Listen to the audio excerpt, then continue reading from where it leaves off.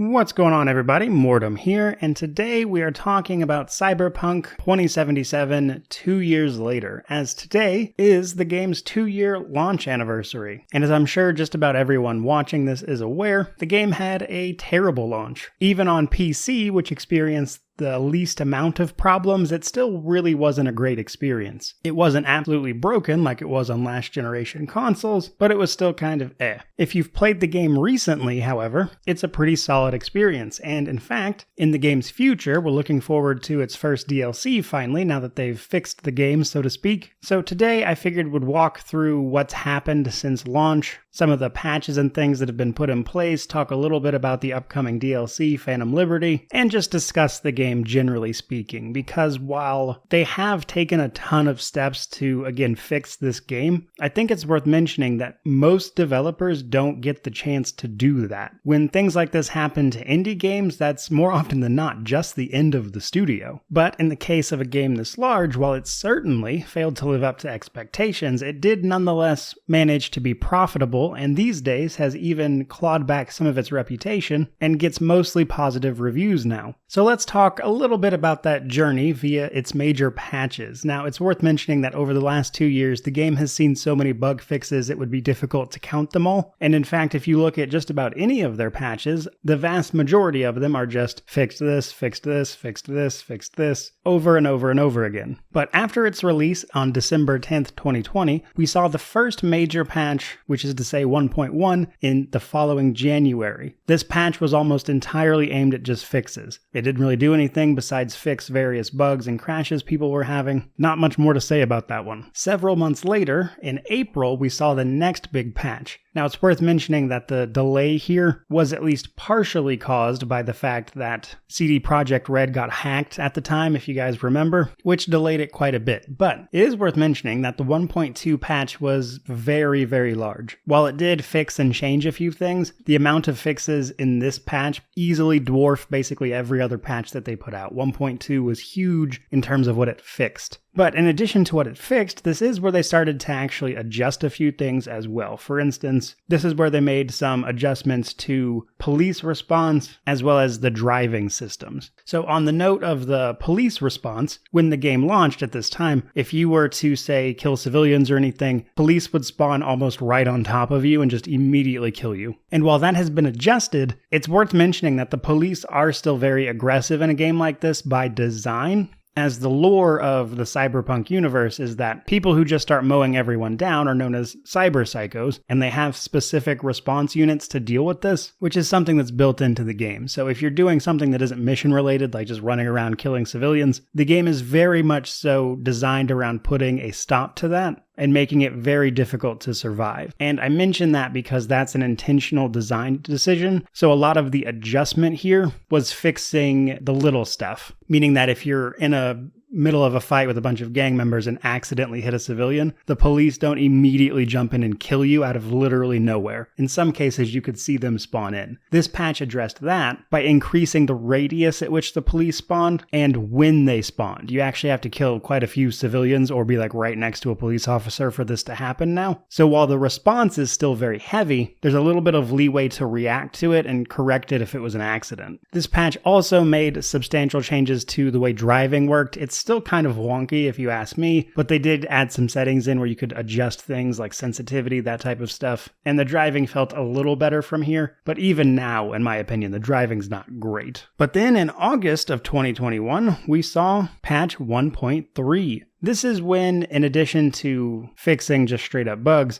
they actually started adjusting balance as well here, which is probably the biggest thing to note about patch 1.3, because if you haven't played the game in a while, you'll probably notice that it plays a lot differently from what you remember. And while that can certainly be down to a few other patches, patch 1.3 is where that started, as they adjusted a lot of things in terms of enemies, damage, the way certain perks worked, things like that. So they kind of fixed the stuff that was just straight up broken, either literally did not work or was so overpowered it was ridiculous, and started kind of reining that stuff in. Patch 1.3 is where we saw that begin, though it was further adjusted later. 1.3 also added the first of a few free DLCs, on top of yet more bug fixes. Here's where it gets a little strange. They completely skipped patch 1.4. They went right to 1.5. And patch 1.5 came out this year in February. And I would say this patch right here is what brought the game to what I would consider where it should have released at. There's one more patch we have to talk about, which actually makes the game feel pretty great and is responsible for a lot of the more positivity you see around this game now. But patch 1.5 was a huge step in the right direction, and it's the patch where I think if they had released here, it would have been fine. But more on that just a little bit later. Patch 1.5 added more apartments around the city that you could rent and use, the ability to change more of your appearance in the mirror, big adjustments to combat AI, the way enemies responded to you, the way crowds worked in the city, further changes to driving, along with fixing and further changing even more perks that were broken. In fact, they outright replaced several here, along with yet more fixes. So the apartments and appearance stuff is pretty straightforward. The combat AI is interesting. They basically just changed the way various levels and types of enemies worked, which made the AI feel a little less clueless. I mean, realistically, if you know what you're doing, you'll still run circles around them, but they respond to what you're doing and where you are a little bit better now, including things like just detecting you when you're sneaking around, that type of stuff. They also fixed a lot of random stuff with crowds here. You could see a lot of repeat NPCs and things like that prior to this. The changes here mostly help with immersion, but worth mentioning, I suppose. And then again, further changes to the driving, and despite all the changes they've made, it still feels odd to me even now, so just is what it is, I guess. But what I really want to talk about with patch 1.5 is the perks that they fixed, because prior to this, if you're unaware, a lot of the higher end perks just didn't work, and in several cases, they moved and adjusted your access to the ones that did, as well as just outright replacing several of them. I imagine these were perks that they simply couldn't get to work, so they swapped it out with something that did.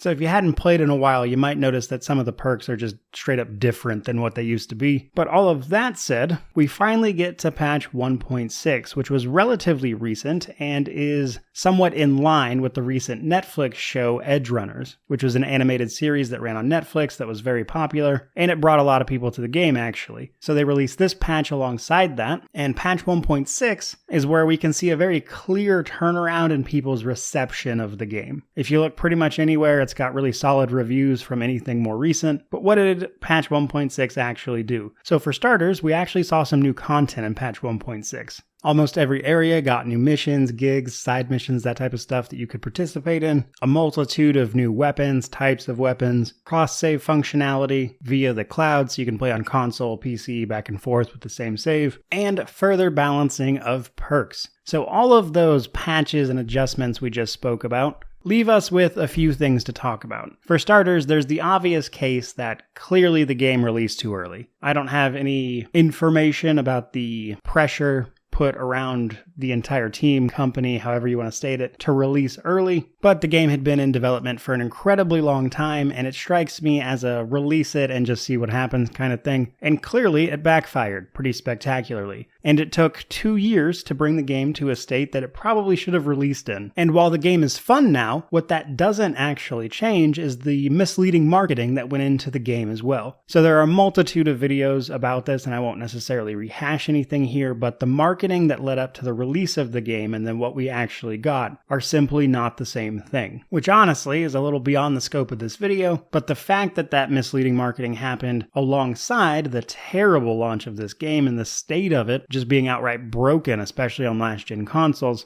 broke a lot of people's trust. And while I'm happy to see the game finally in a good place, especially as someone who bought a collector's edition, I even have a jacket of this game, I'm happy to see it doing well. But it should never have released the way it did. That situation was ridiculous, and CD Projekt Red burned a ton of people in the process. And furthermore, the game finally being in a good place doesn't change some of the reality of what playing it is, which has to do with expectations and people finally relaxing a little bit. But as I mentioned in my initial review of this particular game, this is V's story, and for the most part, it's going to be what it's going to be. You have a lot of control over the ending, and there's not a ton of choice otherwise. A lot of the decisions they present you with are incredibly superficial. Sometimes you'll have a response based on your background or your skills, and regardless of what you say, even if you choose that special dialogue, the response is the same. It doesn't actually do anything. So it's cool that the game lets you pick that option, but the response is negligible. It doesn't matter. The background that you pick at the beginning of the game is this incredibly short little introduction to the main story path, which will give you extra dialogue options that also don't really matter. They don't really change anything. So because of that, while the game has been fixed and feels better, it still has a lot of those superficial little pseudo choices or little moments that lack depth. Outside of just redoing the game entirely, there's really no way to fix that, which I think is absolutely worth mentioning in a video like this, because as we look towards the future with the Phantom Liberty DLC, we know for a fact that that's pretty much it for content as far as this game goes. They're only releasing the one expansion, so it's likely that will be the last major update for the game, with further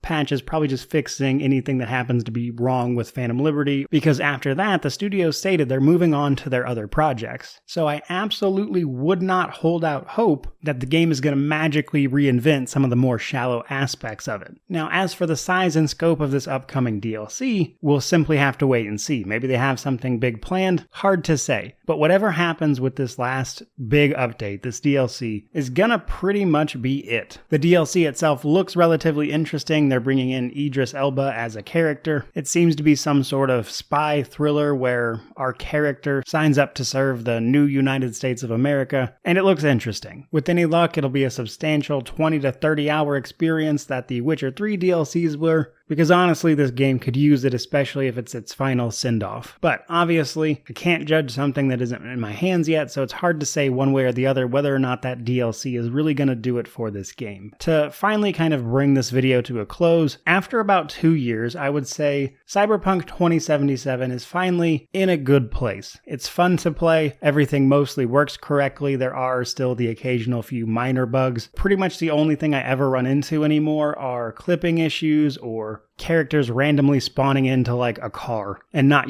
driving a car, like literally the character spawning into a car and making them unattackable. That's probably about the most serious thing that's happened. But in taking so long to get this game up to speed, a lot of its initial DLC and future content plans were scrapped, which makes Cyberpunk 2077 a very strange instance of an obvious cautionary tale about making sure your games are in a decent state when you actually publish them, but also for the many developers who worked on this game who had no control over the decisions at that level, it's nice to see their work finally vindicated in a meaningful way with a game that's actually fun to play. So it's a bit of a mixed bag. On one hand, clearly a failure to live up to expectations, launching in an absolutely broken state, only to finally be made decent. 2 years later, Cyberpunk 2077 is in a great place, and while there are certainly reasons to dislike the game even now, simply based on what it is and what it does, I don't think anyone could argue against the fact that this game is a piece of gaming history now. It already gets talked about quite a bit, and I think it will continue to be talked about quite a bit as we go into the future, as we already see rumors and chatter about developers and publishers making sure their game isn't the next Cyberpunk 2077 launch. So it's been an interesting ride. I'm curious to see how it wraps up with the Phantom Liberty DLC, but that is all I've got for you guys. I hope you enjoyed the video. If you did, like, comment, subscribe, all that YouTube jazz. But regardless of any of that, truly, thank you so much for watching. I really do appreciate it. May you wander in wisdom and have an amazing day.